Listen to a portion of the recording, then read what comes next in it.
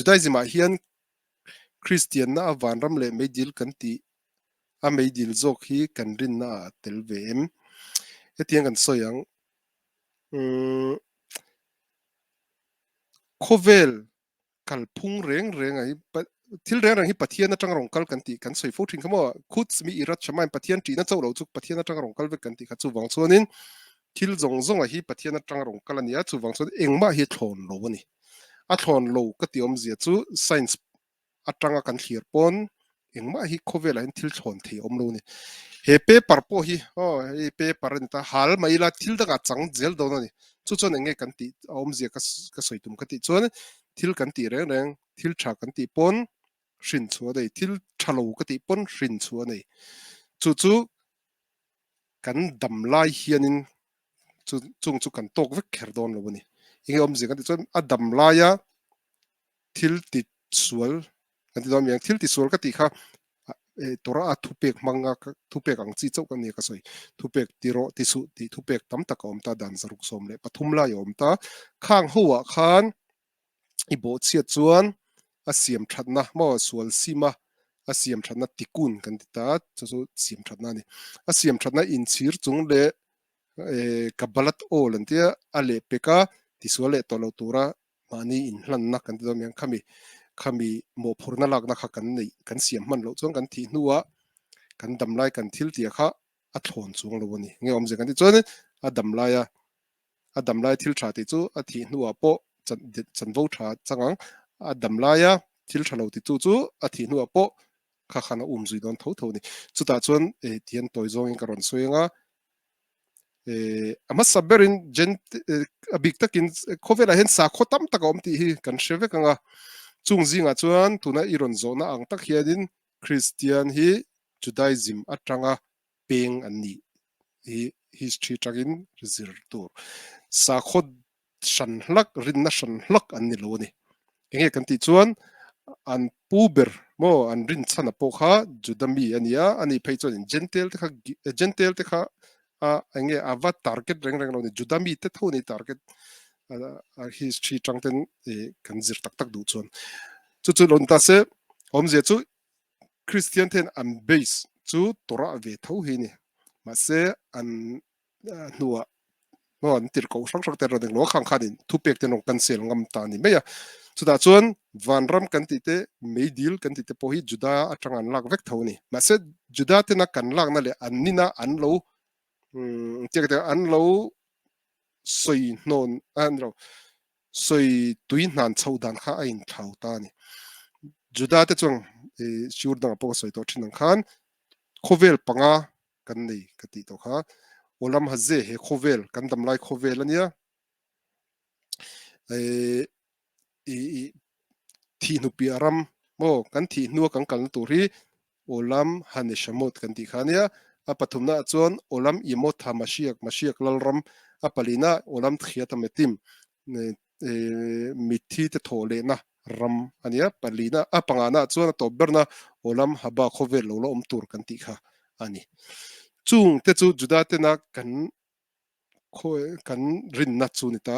chuta chuan gentle te na a gentle ka ti tu na iron zona ang tak ken Christian te na an chang choya chu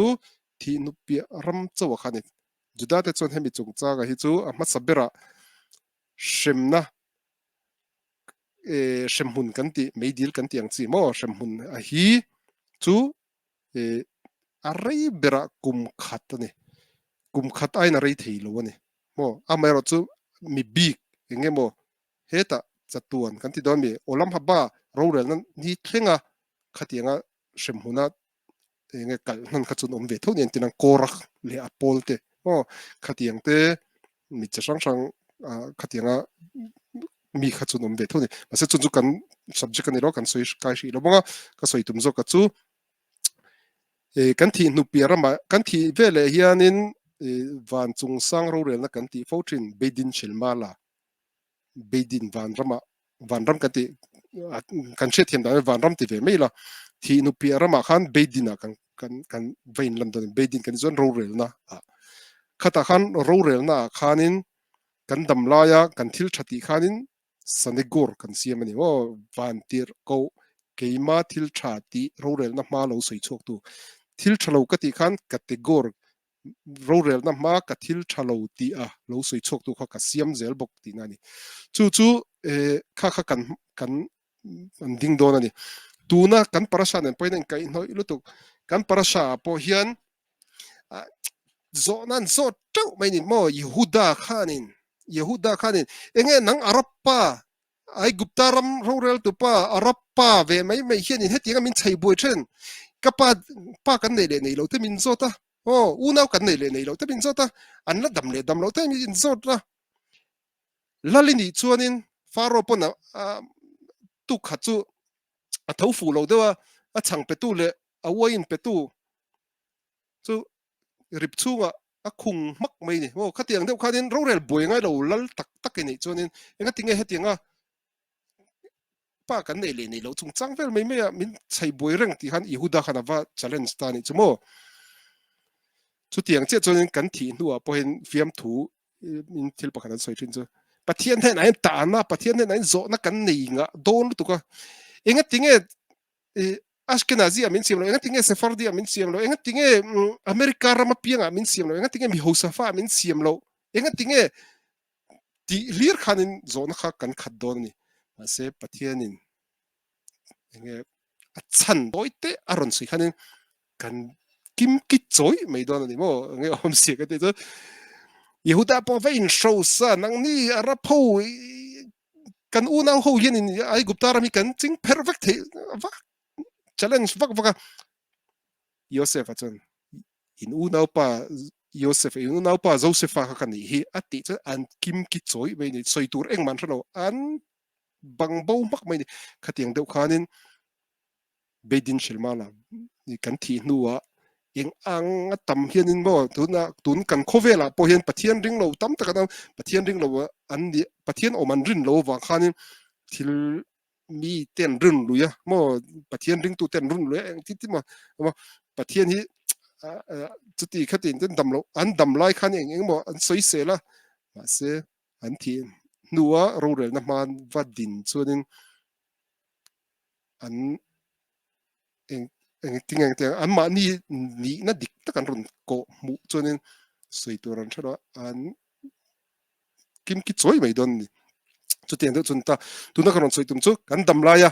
kan thil sual ti te chu ka soyang khanin engma thon lowa kan thil thati te por thon lowa chu wang chuanin eng lowa shemna kan ti hi juda te chon shemna kan chiar lo ni in silfaina ni umzi kan ti chuanin mithi te an eng lo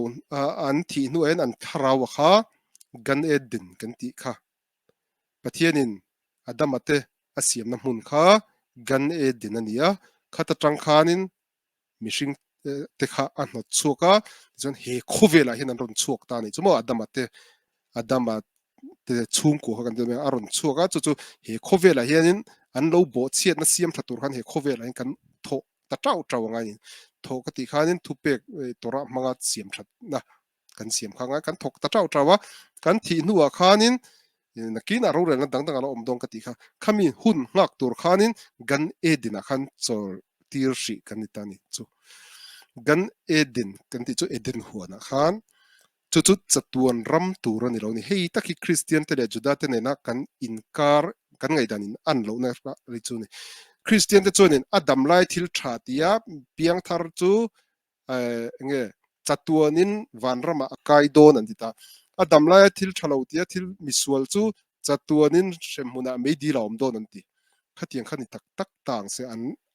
an rin da khani tak ta se chuanin adina den ta tur ji hingai to mi Bible nge pon dam lai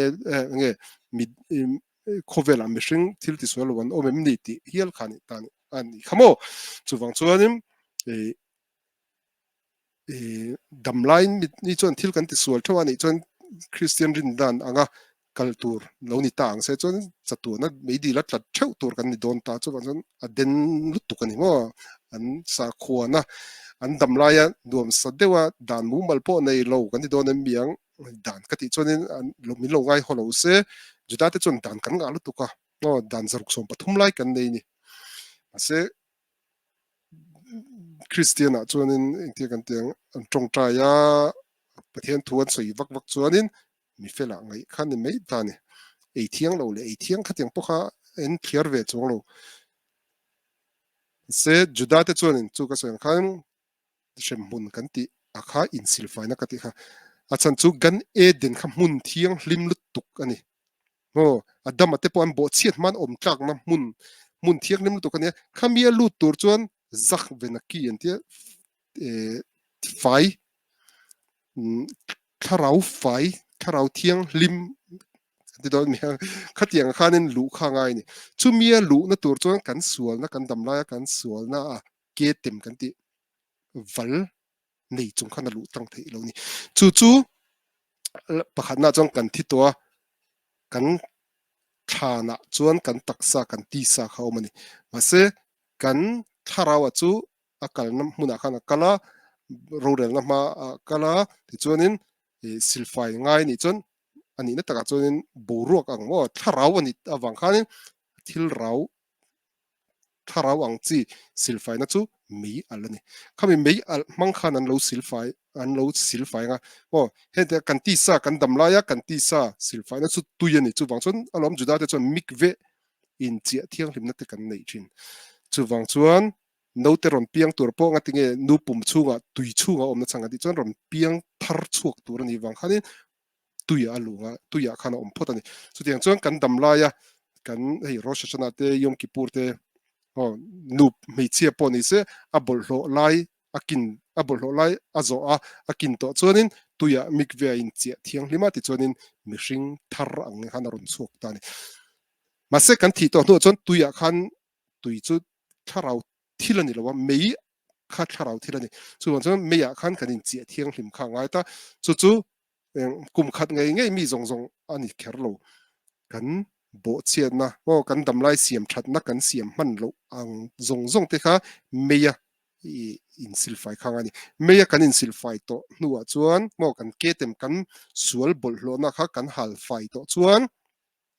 e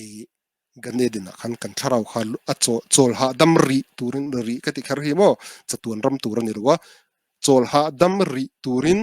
ganedina khan lut ve ton choni chu chu chu chu anita chu tiangin a van ram lampang po chu lo sei tai la van ram kan ti o van ram han ti ve mai te de ron soyang de khanin van ram kan ti chu gan eden hun khani gan eden hun po khat chatuan ram tur ni lo ni adam ate pathin na siam na mun gan eden khat chatuan ram a ada na mun tur ni kherlo ni shabat mo niruk ni ya siam ta atuk shabat ni ani sari ni kha shabat ni tur ne khata han lom man pek na o pathian chu thani a that na chu dun na mun tur khani se kha khan hak zo man talo ta a pathian that zia khan shet chak an hriat chak thot wa khan an lo bo cheta a ti chuanin kum sang rukin mo ni khat ang hen zel khan kum sang khat kha a po cheita ti chuan kum sang ruk a kin huna chuan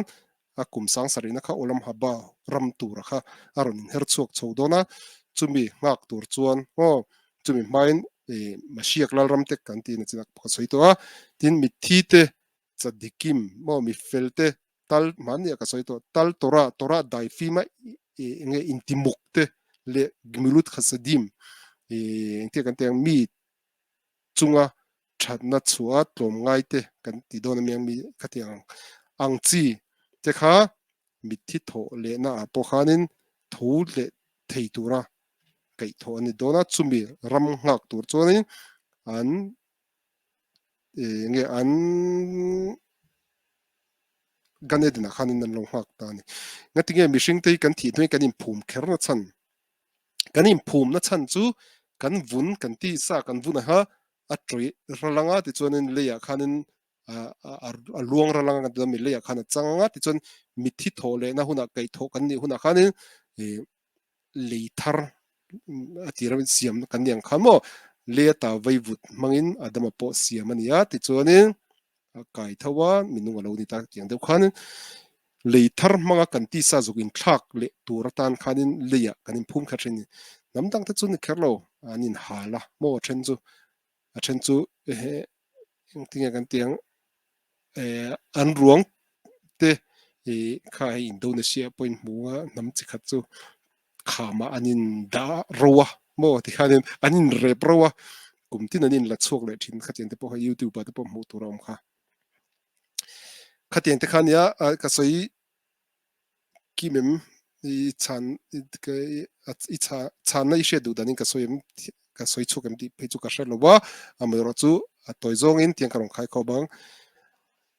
shem hun kan ti hi in silfai na tharau silfai na hmun ania chu chuanin kan sual na te silfai ani nu chon shem hun na om reng khangai to don lo ani minute khatlek po ani mai thei a then pe chu an thi dona mo na tak tuarin shom takin an thia khang te kha an sual silfai na mo nia pathin na du sak takin he khovela hianin angen an thil thati te kha an sal to ka chu wang chu khongai na in a khongai na ina an chunga thla zar tira an thi dona damlo na ten na te tor tira kha kha an thi nu an tharau chin nei lowan na tor ai khan chin nei ya o chin nei ka ti chuan tin mihring kan dam lai chuan chin kan nei ni na lut tu ka tor chong ka tor zo lo chong ka thi pui mai ta ni chu ma se tharau chu thi ve thei le chong tur ani lo ni chu mo chu wang chuanin na tak ka tor po khane tur zo mi tam tak te mo le ha ka chei sa bel lok khai khom to rualin mi then khat chu hei mani in tha du na ril ru te hi an nei mai thina a poil tu kan chan chu he khovela he khovel hagbala kan ti he khovel mukbal he khovel chin nei khovela hianin har sat na chi sang sang ten lo tur ta kha an har sat na tor kha tlan bo son turin anin an nun na an lap mai thin an nun na an la ka kha chin nei lo khovel kan ti don yang mi thi nu pi rama khan chuan a ayan na sa zok in tha tum ma se in that thei to lo khatiang kha khatiang khovela khan an lu huna chuanin in chir na men lo khan in chir do na ni chu wang chuanin e kan thi nu pi rama chuan in silfai na ram kan ti a e chu lo po et mi chung chang hi chu soi tur tam tak oma mo eng ting ani le mishing ti thar te shan thei te chi sak sak soi tur tam tak oma chu kan subject ani lo e ka fa ka lan tia khami shem mun kan ti mai in silfai tlak lo shi khopa e om te po no ma chu chu nakina in mai ma ge ya sure ka kan ni huna kan na sa